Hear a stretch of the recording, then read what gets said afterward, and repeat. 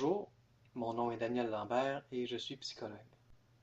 Mon message sera simple. Chère maman, ne faites pas l'erreur commune que font trop de parents lorsqu'il est question de la sécurité de leurs enfants. Quelle est cette erreur commune? Eh bien, c'est celle de seulement penser que nos enfants sont en sécurité sans l'avoir vraiment vérifié. On suppose que nos enfants pourront reconnaître le danger et s'en protéger, alors que dans le fond, nous savons tous très bien que les enfants sont naïfs, sont curieux, une combinaison assez explosive. D'ailleurs, pensez-y, tous les parents d'enfants victimes d'accidents pensaient leurs enfants en sécurité, bien évidemment. Et bien heureusement, beaucoup d'enfants le sont. Ils sont en sécurité. Par ailleurs, selon Santé Canada, et écoutez bien ceci, chaque année, plus d'enfants meurent de blessures évitables que de toutes les autres causes de mortalité combinées.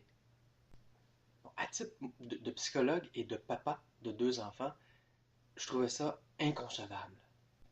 Je voulais en avoir le cœur net et ne plus supposer que mes enfants étaient capables de se protéger eux-mêmes dans la vie. Bien sûr, je ne voulais pas faire peur à mon enfant inutilement. Et c'est exactement ce qu'une éducatrice spécialisée en petite enfance et moi avons réussi à faire avec les guides de grandir en sécurité. En quelques minutes seulement, grâce à des petites histoires amusantes, vous n'aurez plus de doute, vous saurez une fois pour toutes si votre enfant voit dans ces petites situations-là les dangers qui s'y trouvent. Vous saurez aussi s'il saurait comment s'en protéger. Bien sûr, s'il ne voit pas le danger là où il se trouve, vous aurez ainsi la porte ouverte pour questionner votre enfant et l'aider à voir le danger là où il devrait le voir et l'aider à trouver des solutions pour s'en protéger si jamais il devait vivre ces situations dans sa vie. C'est tout simple dans le fond. On arrête de supposer que nos enfants savent et on le vérifie. Nous vous proposons 3 volumes des guides Grandir en sécurité. Le premier s'attaque à la prévention des accidents domestiques. Dans cette première copie du guide Grandir en sécurité, vous saurez si votre enfant, par exemple, saurait quoi faire en cas d'incendie ou ferait-il les mêmes erreurs fréquentes que font bien des enfants. Est-ce qu'il connaît les dangers des médicaments pour adultes ou s'il croit, par exemple, qu'il doit juste en prendre moins, étant donné qu'il est un enfant? Est-ce qu'il céderait à la pression des autres et prendrait certains risques inutiles à vélo ou à planche à roulettes, par exemple? Le deuxième guide de Grandir en sécurité, lui, s'attaque à la prévention des enlèvements. Là aussi, il faut éviter l'erreur commune de se dire les enlèvements. Pourquoi quelqu'un voudrait enlever mon enfant? Encore une fois, tous les parents d'enfants qui ont été victimes d'enlèvement n'auraient jamais cru que cette situation pouvait leur arriver à eux. Et pourtant, au Québec seulement, 16 enlèvements d'enfants par jour sont rapportés aux autorités. Nous voulons diminuer le nombre de ces enlèvements.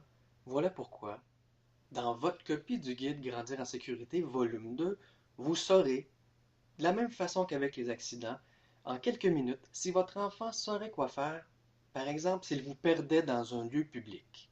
Vous saurez aussi si votre enfant saurait quoi faire si un gentil monsieur voulait lui montrer des petits oiseaux tout près dans le bois. Ou si un voisin lui demandait de rentrer chez lui parce qu'il a besoin d'aide. L'idée, encore une fois, est de savoir, une fois pour toutes, si notre enfant saurait quoi faire dans différentes situations. Il pourrait y avoir risque d'enlèvement. Et rappelez-vous, tout ceci pour l'enfant se fait dans le jeu. C'est amusant. C'est une série d'aventures dans le fond où votre enfant aide un petit chien fort sympathique appelé Sima à mieux comprendre différentes situations. Pour nous, parents, c'est un outil indispensable pour savoir ce que notre enfant sait sur le danger et comment s'en protéger.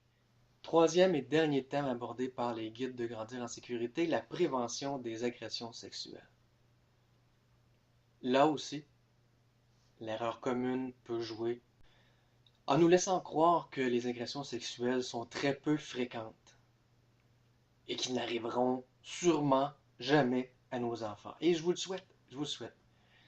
Les guides nous donnent une assurance supplémentaire que notre enfant saura reconnaître des situations ou des demandes douteuses qui ne sont pas de l'affection mais qui pourraient être de l'abus.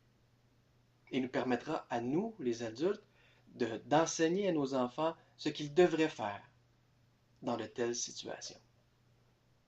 Les pédophiles sont des adultes et de plus en plus des adolescents et ils connaissent les enfants. Ils savent entre autres que les enfants, depuis qu'ils sont tout petits, leurs parents leur ont enseigné à écouter les adultes, à faire ce que les grandes personnes leur demandent de faire. Le troisième guide de Grandir en sécurité donne des pistes concrètes à l'enfant pour l'aider à reconnaître une situation douteuse et encourage l'enfant à refuser les demandes qui sont douteuses. Il a le droit de dire non à une grande personne dans certaines circonstances. La prévention des agressions sexuelles reste encore aujourd'hui un sujet tabou pour plusieurs. C'est pourquoi nous avons demandé à différents organismes gouvernementaux d'évaluer plus particulièrement ce troisième guide. Voici quelques-uns des commentaires que nous avons reçus. Le premier, le Centre d'aide aux victimes d'actes criminels, le CAVAC de Sherbrooke, nous écrit « Je considère que ce matériel peut contribuer à prévenir et à dépister les agressions sexuelles chez les enfants. C'est un outil important pour développer la capacité des parents afin d'assurer protection de leurs enfants. » Pour sa part, la Commission des droits de la personne et de la jeunesse écrit « Ce projet nous semble très pertinent et nous savons qu'il répond à un besoin. » De même, la Sûreté du Québec, section Estrie, nous écrit « La méthode développée par M. Lambert m'apparaît facilitante pour les parents et non choquante pour les enfants de tous âges. » Finalement, le Conseil du statut de la femme nous dit « Selon l'analyse effectuée par la Direction de la recherche et de l'information, votre projet d'outil est d'un intérêt certain. La problématique qui est exposée paraît juste et complète. L'intervention préconisée nous semble opportune. » Les 3 guides de Grandir en sécurité sont d'une valeur de 47 $, soit un peu plus de 15 $ par guide. Les 3 guides d'activités complémentaires qui rendent l'expérience de Grandir en sécurité encore plus ludique sont d'une valeur de 27 $, soit un peu moins de 10 $ chacun. Et nous vous proposons les 3 guides de prévention pour seulement 27 $. Dans le fond, vous faites des économies de plus de 60% si vous agissez maintenant. De plus, nous vous garantissons que grâce au guide de Grandir en sécurité, pour chaque situation ou histoire que vous utiliserez avec votre enfant, vous saurez très précisément et très rapidement, en quelques minutes seulement, si votre enfant perçoit bien le danger où il existe et sait comment y réagir. Nous sommes tellement confiants que nous nous engageons à vous rembourser à 100% et ce sans question si tel n'était pas le cas.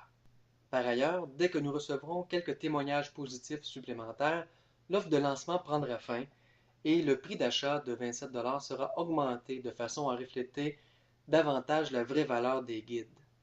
Si vous voulez donc vraiment savoir quel danger votre enfant ne sait pas reconnaître et profiter de l'offre de lancement, nous vous encourageons dès maintenant à télécharger votre copie des 3 guides, car nous ne pouvons pas vous assurer que ce prix sera encore le même lorsque vous reviendrez plus tard. Cliquez simplement sur le bouton d'achat plus bas et rappelez-vous qu'en vous procurant les guides de Grandir en sécurité pour protéger vos enfants, vous contribuez à une bonne cause, car 50% du prix de vente des guides est remis à un organisme sans but lucratif partenaire de ce site. La plupart d'entre nous payons chaque année des assurances automobiles et habitation en espérant ne jamais en avoir besoin. C'est le même genre de réflexion, le même genre de logique avec les guides de Grandir en sécurité. Nous prenons une assurance que notre enfant saurait reconnaître le danger et s'en protéger dans la vraie vie, tout en espérant qu'il n'aura jamais à le faire. Ici Daniel Lambert, psychologue, espérant pouvoir vous aider dès aujourd'hui à mieux protéger vos enfants de ce qu'ils ne devraient jamais vivre, soit des accidents mortels, des blessures évitables, des enlèvements ou des agressions sexuelles.